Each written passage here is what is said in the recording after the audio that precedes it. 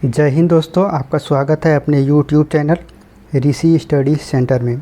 चलिए दोस्तों, आज बिहार एसआई का सेट स्टार्ट करते हैं और ये प्रैक्टिस सेट प्रथम है। चलिए स्टार्ट करते हैं। पहला प्रश्न है, यदि कोई मानवीय रोग विश्व के बृहत क्षेत्र में फैलता है तो उसे क्या कहते हैं? तो उसे ऑप्शन नंबर ए पैंडेमिक कहते हैं। जैसे कि अभी कोविड-19 फैला हुआ वो एक पैंडेमिक है। इसका आंसर होगा ऑप्शन नंबर ए। चलिए दूसरा प्रश्न है, निम्नलिखित में से सबसे भारी धातु कौन सी है? निम्नलिखित में से सबसे भारी धातु, इसका आंसर होगा ऑप्शन नंबर सी, पारा है। और यदि आवर्त सारणी में सबसे भारी धातु की बात करें तो ऑस्मियम सबसे भारी धातु है। चलिए तीसरा प्रश्न है, सोडा वाटर की बोतल खोलने पर निकलने वाली गैस कौन सी गैस निकलती है? इसका आंसर होगा ऑप्शन नंबर ए, कार्बन डाइऑक्साइड गैस निकलती है। चलिए चौथा प्रश्न है, निम्नलिखित में से कौन सी विटामिन प्रतिस्कंदक विषों के प्रति विष प्रतिकारक के रूप में प्रयोग किया जाता है? इसका आंसर होगा ऑप्शन नंबर डी, विटामिन के। कॉस्मिक किरण क्या है? कॉस्मिक किरण एक आवेशित कण है। चलिए छठा प्रश्न है, मनुष्य में एफ्लोटॉक्सिन खाद्य विषाक्त द्वारा सामान्यतः कौन सा अंग प्रभावित होता है? इसका आंसर होगा यकृत प्रभावित होता है। सातवां प्रश्न है, केरोसिन में निम्नलिखित में से कौन सी धातु संग्रहित होती है? यानी केरोसिन में कौन सी धातु रखी जाती है? इसका आंसर होगा ऑप्शन नंबर ए, पोटेशियम और सोडियम। चलिए आठवां प्रश्न है, डैश के प्रजनन संबंधी भाग फूल में स्थिर होते हैं? इसका आंसर होगा ऑप्शन नंबर सी, एंजियोस्पर्स स्थित होते हैं। चलिए आठवां गया, नौवां नंबर देखते हैं। नौवां प्रश्न है,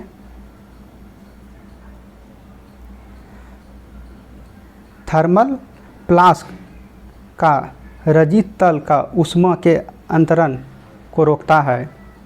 इसका आंसर होगा और इनमें सभी, यानी कि विकिरण द्वारा, चालन द्वारा, संवहन द्वारा, यानी कि इसका आंसर होगा ऑप्शन नंबर बी। चलिए दसवां है, साधारण नमक जो हर दिन खाते हैं, साधारण नमक जो हर दिन खाते हैं उसका नाम है सोडियम और क्लोराइड। 11वां नंबर है, उपग्रह यानी सैटेलाइट का उपयोग किया जाता है? इसका आंसर होगा ऑप्शन नंबर बी, टेलीविज़न के लिए। 12वां नंबर है, एक त्रिआधारीय अम्ल का अनुभार 176 है तो उसका समतुल्य भार क्या होगा? 176 में 3 से भाग देंगे तो आ जाएंगे 58.66। चलिए 13वां नंबर है, रासायनिक तत्वों के दूसरे तत्वों से योग करने की क्षमता का पता लगाया जाता है? इसका आंसर होगा संयोजकता से, ऑप्शन नंबर डी। 14वां नंबर है, किस रक्त वर्ग के व्यक्ति सर्वदाता यूनिवर्सल डोनर कहलाते हैं? ओ जो है कि यूनिवर्सल डोनर कहलाते हैं और ए बी यूनिवर्सल एक्सेप्टर कहलाते हैं, यानी कि ए बी सबका ब्लड ले सकता है और ओ सबको दे सकता है। 15वां नंबर है, पालक के पत्ते किसके प्रबल स्रोत है? इसका आंसर होगा ऑप्शन नंबर बी, आयरन के प्रबल स्रोत है। सबसे ज़्यादा आयरन मेथी के पत्ते में पाया जाता है। चलिए 16वां प्रश्न है, निम्नलिखित नेताओं में से किसने क्रांतिकारी संगठन अभिनव भारत समाज की स्थापना की? चलिए इसका ऑप्शन देखते हैं। इसका ऑप्शन यहाँ पे है, इसका आंसर होगा option number B, Vinayak Damodar Savarkar, जो 1904 में स्थापित किया था। 17वां है, सुरक्षा के लिए मराठों के राजस्व के दावों को किस नाम से जाना जाता है? इसका आंसर होगा चौथ के नाम से जाना जाता है, ऑप्शन नंबर बी। 18वां है,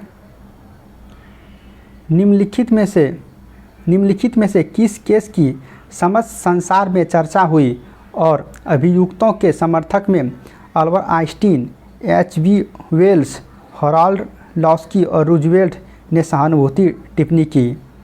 इसका आंसर होगा ऑप्शन नंबर सी, मेरठ षड्यंत्र मुकदमा में। 19वां है, किस वर्ष बाबर ने सुल्तान इब्राहिम लोदी को पानीपत की लड़ाई में पराजित किया? इसका आंसर होगा ऑप्शन नंबर बी 1526 में। 20वां नंबर है, गौतम बुद्ध को एक देवता का स्थान किस राजा के युग में प्राप्त हुआ? इसका आंसर होगा ऑप्शन नंबर बी कनिष्क के शासन में। 21वां है, निम्नलिखित में से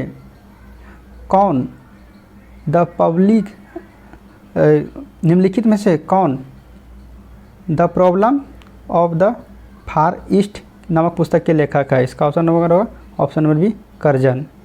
21 हो गया। 22वां नंबर है, शेख बाउद्दीन जकारिया किस संप्रदाय के थे? इसका आंसर होगा ऑप्शन नंबर ए सुहरावर्दी संप्रदाय के थे। 22वां नंबर हो गया। अब 23वां नंबर देखते हैं। 23वां है, प्रसिद्ध चीनी यात्री फैयान ने किसके शासनकाल में भारत की यात्रा की? इसका आंसर होगा चंद्रगुप्त द्वितीय यानी विक्रमादित्य के शासन में। 24वां है, वह प्रथम मुस्लिम शासक कौन था जिसने शासन के सिद्धांतों को राजाओं के ईश्वरीय अधिकार सिद्धांतों के समान प्रतिपादित किया? इसका आंसर होगा ऑप्शन नंबर सी बलवंत ने। 24 हो गया। 25वां चलते हैं। नौ और नेवर पंपलेट किसने लिखा? इसका आंसर होगा रहमत अली ने लिखा है।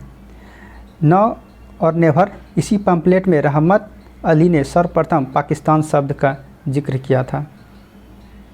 चलिए 26वां है, दीवान ए अर्ज विभाग संबंधित था, किससे संबंधित था? दीवान ए अर्ज रक्षा विभाग से संबंधित था। 27वां नंबर है, कर्नाट वंश का संस्थापक कौन था? इसका आंसर होगा option number A Nanyadev Karnat वंश के संस्थापक थे। 28वां है, ब्रिटिश हाउस ऑफ कॉमन्स में चुने जाने वाले दादा भाई नौरोजी प्रथम भारतीय थे जिन्होंने इस दल के टिकट पर चुनाव लड़ा? लिबरल पार्टी यानी कि उदारवादी दल, ऑप्शन नंबर ए। 29वां है, प्राचीन भारत का नेपोलियन किसे कहा जाता है? समुद्रगुप्त का कहा जाता है यानी ऑप्शन नंबर डी। नालंदा विश्वविद्यालय के संस्थापक कौन थे? इसका आंसर होगा कुमारगुप्त, ऑप्शन नंबर बी। 31वां है, किसने दुखी आत्मा दुखी हृदय जैसे छद्मनामों के तहत लिखकर चंपारण के किसानों की दृढ़ता पर प्रकाश डाला? इसका आंसर होगा ऑप्शन नंबर ए पीर मोहम्मद मुनीस ने। चलिए 31वां हो गया। अब 32वां नंबर देखते हैं। 32वां नंबर है, कलहन किसकी पुस्तक का नाम है? कलहन राजतरंगिणी के पुस्तक का नाम है। अस्थाई बंदोबस्त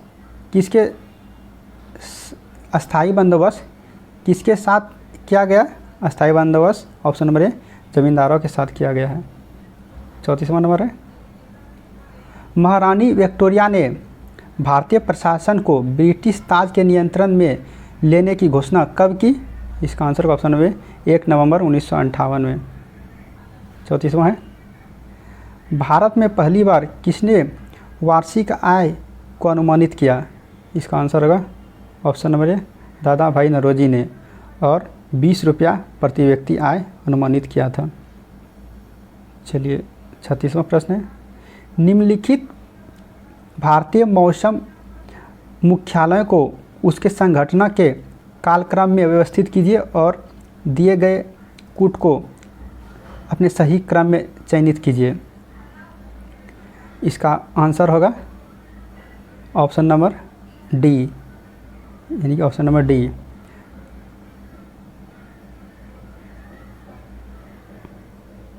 ऑप्शन नंबर डी यानी कि सबसे पहले कोलकाता, उसके बाद शिमला, उसके बाद पुणे और अभी प्रेजेंट में नई दिल्ली। चलिए 37वां है, सबसे अधिक स्थिर पारिस्थितिकी तंत्र कौन सा है? इसका आंसर होगा 1 सागरीय महासागर सबसे स्थिर पारिस्थितिकी तंत्र है। चलिए 38वां है, धुआं में आँखों को प्रभावित करने वाला कौन सा शक्तिशाली उत्तेज होता है? इसका आंसर होगा option number D, peroxy acetyl nitrate. चलिए 29वां है, 39वां है, 39वां सवाल है, निम्नलिखित में से विद्युत चुंबकीय विकिरणों को उसकी ऊर्जा का अधिकतम होती है? सबसे ज़्यादा गामा किरण में होती है, उसके बाद एक्स किरण में, यानी यहाँ आंसर हो जाएगा ऑप्शन नंबर डी, एक्स किरण में। चलिए 40वां, निम्नलिखित शैल क्रमों में कौन सा भारत का 90% से अधिक कोयला प्रदान करता है? इसका आंसर होगा ऑप्शन नंबर डी, गोंडवाना क्रम 90% से अधिक कोयला उत्पादन करता है। 41वां, विंध्य क्षेत्र के किस शिलाश्रय से सर्वाधिक मानव कंकाल मिले हैं? इसका आंसर होगा ऑप्शन नंबर डी, लेखिया से 17 मानव कंकाल प्राप्त हुए हैं। चलिए 42वां है, निम्नलिखित में से कौन सा सुमेलित नहीं है? इसमें जो है कि ऑप्शन नंबर बी, ये सुमेलित नहीं है, ये ऑप्शन नंबर बी गलत है। इसका आंसर हो जाएगा सूती वस्त्र के लिए ओसाका कॉन्वे। चलिए 42वां हो गया। अब 43वां देखते हैं, निम्नलिखित बांधों में से कौन सा बेतवा नदी पर बनाया गया है? बेतवा नदी पर राजघाट बांध बनाया गया है। 44वां है, निम्नलिखित देशों में से कौन सा बॉक्साइट का सर्वाधिक उत्पाद करता है? इसका आंसर होगा ऑप्शन नंबर बी, यहाँ पे मक्का के जगह पर ऑस्ट्रेलिया होगा आंसर। ऑस्ट्रेलिया सर्वाधिक बॉक्साइट उत्पाद करता है, ये ऑप्शन नंबर बी मक्का गलत है, इस जगह ऑस्ट्रेलिया होगा। 45वां देखते हैं, निम्नलिखित विशेषताओं में से केंद्रीय शासन व्यवस्था के लिए कौन सी सही नहीं है? इसका आंसर होगा ऑप्शन नंबर सी, बड़े देशों के लिए आदर्श, ये सही नहीं है। 46वां है, निम्नलिखित में से कौन सी खरीफ फसल नहीं है? सरसों जो है कि खरीफ फसल नहीं है, सरसों रबी फसल है। 47वां है, भारत की सर्वाधिक बड़ी जनजाति कौन सी है?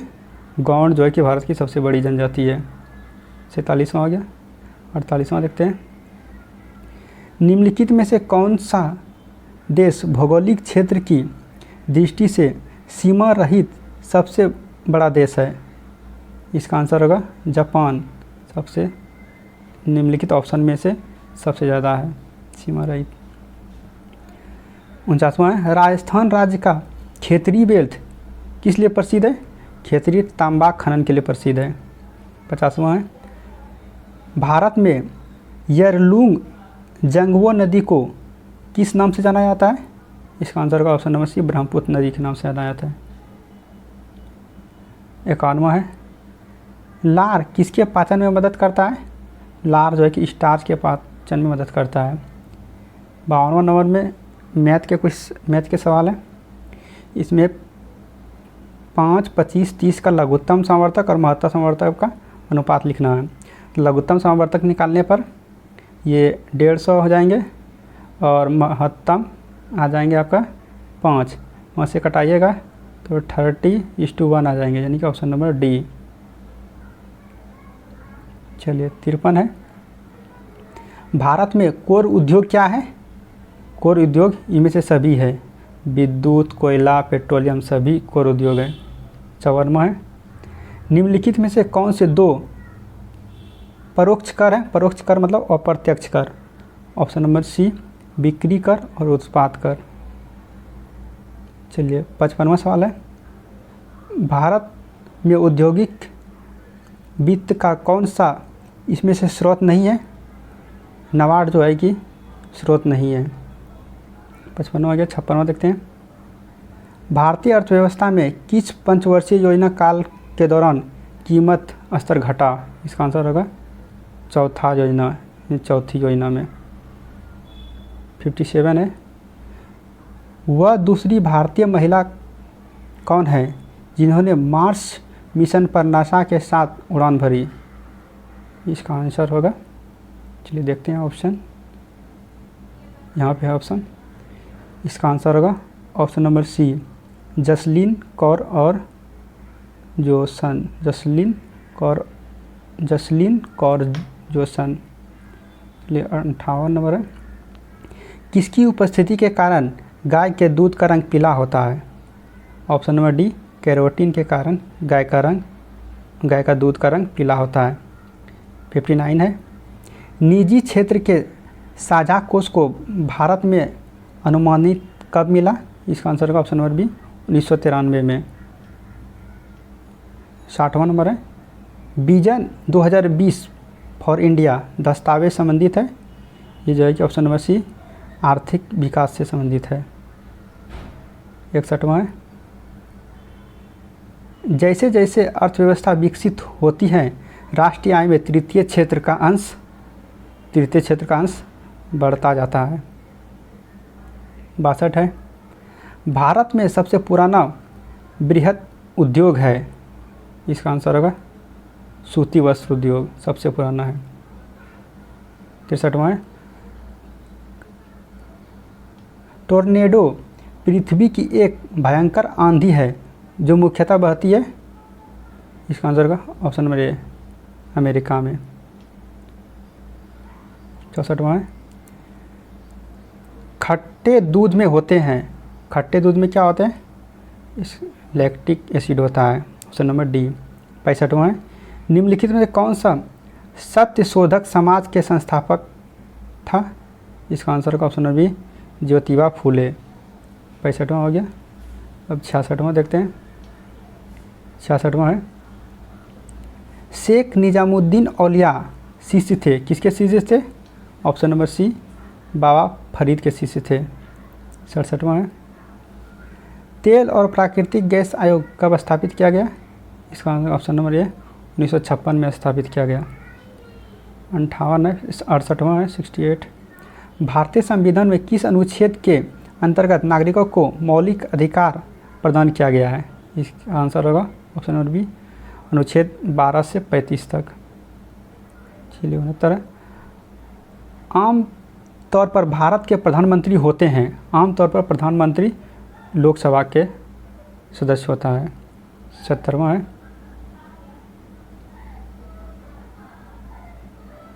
लोकतंत्र के बारे में कौन सा कथन विचार करिए? पहला है, इसमें लोगों द्वारा निर्वाचित सरकार का गठन होता है, ये सही है। दूसरा है, लोकतंत्र में वर्तमान में सत्तासीन लोगों के होने की संभावना अधिक होती है, ये भी सही है। तीसरा है, प्रत्येक मत का मूल एक होता है, ये भी सही है, यानी इसका आंसर हो जाएगा ऑप्शन नंबर बी, 1, 2, 3 सब सही है।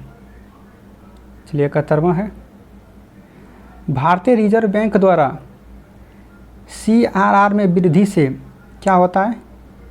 इसे जो है कि अर्थव्यवस्था में मौद्रिक तरलता में कमी आती है। 71वां हो गया। 72वां देखते हैं, भुगतान संतुलन में निहित होता है? भुगतान संतुलन में क्या निहित होता है? उपयुक्त में से सभी निहित होता है। 73, मौद्रिक नीति निर्माण भारत में कौन करता है? इसका आंसर होगा RBI है, RBI मौद्रिक नीति का निर्माण करता है। 73वां गया। और 74वां देखते हैं, धान के खेत से निकलने वाला गैस, धान के खेत से कौन सा गैस निकलता है? मीथेन निकलता है। 75वां है, भारत के किस राज्य में मानसून का आगमन पहले होता है? केरल में मानसून का आगमन सबसे पहले होता है। महात्मा बुद्ध निम्न में से क्या नहीं मानते थे? महात्मा बुद्ध ईश्वर की सभ्यता नहीं मानते थे। 77वां है, निम्नलिखित में से कौन सा गवर्नर जनरल आधुनिक भारत का निर्माता कहलाता है? इसका option number B, Lord Dalhousie. 78वां है, गांधी जी ने डंडी अभियान चलाया था? इसका आंसर होगा ऑप्शन नंबर ए, नमक कानून तोड़ने हेतु। 79 है, निम्नलिखित बंदरगाहों में से कौन सा बंदरगाह मुक्त व्यापार क्षेत्र है? इसका answer option B, Kandla. 80 number है, गौतम बुद्ध द्वारा अपने क्षेत्र में दीक्षित किया जाने वाले अंतिम व्यक्ति निम्नलिखित में से कौन थे? अंतिम व्यक्ति ऑप्शन नंबर डी सुभद्र थे। 81वां, मौर्य काल में सीता से तात्पर्य क्या है? सीता से तात्पर्य है ऑप्शन नंबर सी राजकीय भूमि से प्राप्त आय। 82वां, गायत्री मंत्र के नाम से प्रसिद्ध मंत्र सर्वप्रथम किस ग्रंथ में मिलता है? इसका आंसर होगा ऑप्शन नंबर सी ऋग्वेद में। 83 है, फिरोज तुगलक द्वारा स्थापित दार उल सफ़ा क्या था? इसका ऑप्शन होगा ये 83वां नंबर यहाँ पे इसका आंसर होगा ऑप्शन नंबर बी एक खैराती अस्पताल था। इसका आंसर होगा ऑप्शन नंबर बी एक खैराती अस्पताल था। 84वां है, निम्नलिखित है उत्तर भारत में चांदी का सिक्का टाका जारी करने वाला कौन मध्यकालीन शासक था? इसका आंसर होगा ऑप्शन नंबर ए इल्तुतमिश। 50वां है, निम्नलिखित में से कौन सा जहांगीर के दरबार में ब्रिटिश शासक जेम्स प्रथम का राजदूत था? इसका आंसर होगा option number A William Hawkins. 86 है, समुद्र मार्ग से अफ्रीका के चारों ओर की यात्रा करते हुए भारत वर्ष के पश्चिमी समुद्र तट पर पहुंचने वाला प्रथम यूरोपीय कौन था? इसका आंसर होगा option number B Vasco da Gama. 87 है, 1942 में कांग्रेस के बम्बई अधिवेशन में किसके द्वारा भारत छोड़ो प्रस्ताव प्रस्तावित किया गया था? इसका आंसर होगा ऑप्शन बी जवाहरलाल नेहरू द्वारा। 88 है, निम्नलिखित में से भारतीय राष्ट्रीय कांग्रेस के किस अधिवेशन में महात्मा गांधी ने कहा था गांधी मर सकते हैं परंतु गांधीवादी हमेशा बना रहेगा? इसका आंसर होगा ऑप्शन नंबर डी कराची अधिवेशन 1931 में। 89 है, किसने कहा था तिलक भारतीय अशांति के जनक है? इसका आंसर होगा option number A B Chirol ने कहा था तिलक भारतीय अशांति के जनक है। 89 हो गया। 90 देखते हैं, चलिए 90 है, माउंट योजना आधार बना। माउंट योजना आधार बना, इसका आंसर होगा ऑप्शन नंबर सी देश के विभाजन की। वर्ष 1937 में प्रांतों में मंत्रिमंडल के निर्माण के उपरोक्त कांग्रेस का शासन कितने महीने चला? इसका आंसर होगा ऑप्शन नंबर 28 महीने चला। 91 है, डेक्कन एजुकेशन सोसाइटी की स्थापना से संबंधित कौन था? इसका आंसर होगा ऑप्शन नंबर डेक्कन सोसाइटी 1 यानी कि जस्टिस रोंडे। चलिए 93 है, आज़ाद हिंद फौज के अधिकारियों के लाल किले में चल रहे मुकदमे में उसके पक्ष में निम्नलिखित में से किसने वकालत की थी? इसका आंसर होगा ऑप्शन नंबर सी सर टीवी सिप्रू ने। 94 है, जलियांवाला बाग हत्याकांड के विरोध में निम्नलिखित में से किसने वाइस राय के कार्य परिषद से त्यागपत्र दे दिया था? इसका आंसर होगा option number C sir Shankar Nair ने। 94 है, किसी जगह का स्थानीय समय 6 प्रातः है यानी 6 बजे सुबह है, जबकि ग्रीनविच मीन टाइम 3 बजे प्रातः है। उस जगह की देशांतर रेखा क्या होगा? यानी कि 3 बजे से 6 बजे के बीच डिफरेंस है 3 घंटा का, यानी 3 घंटा यानी 45। ऑप्शन नंबर बी 45 डिग्री पूर्व।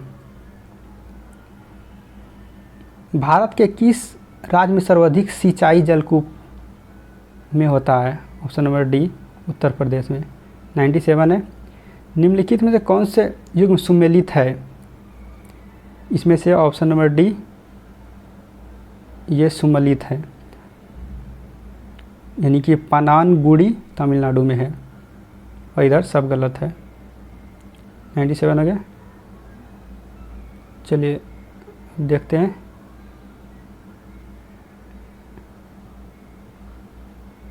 नाइन्टी 8 का निम्नलिखित भारतीय नदियों में से कौन सा एस्चुरी बनाती है?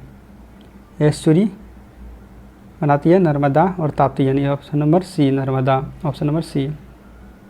99 है भारत के किस राज्य में मानसून का आगमन सबसे पहले होता है? इसका आंसर होगा केरल में। लास्ट प्रश्न है आयात और निर्यात पर लगाए जाने वाले कर को किस नाम से जाना जाता है? इसका आंसर होगा सीमा कर, सीमा कर कहा जाता है। यदि दोस्तों आप इस चैनल पर नए हैं तो सब्सक्राइब कर लें, और यदि अच्छा लगा हो तो दोस्तों के साथ शेयर करें।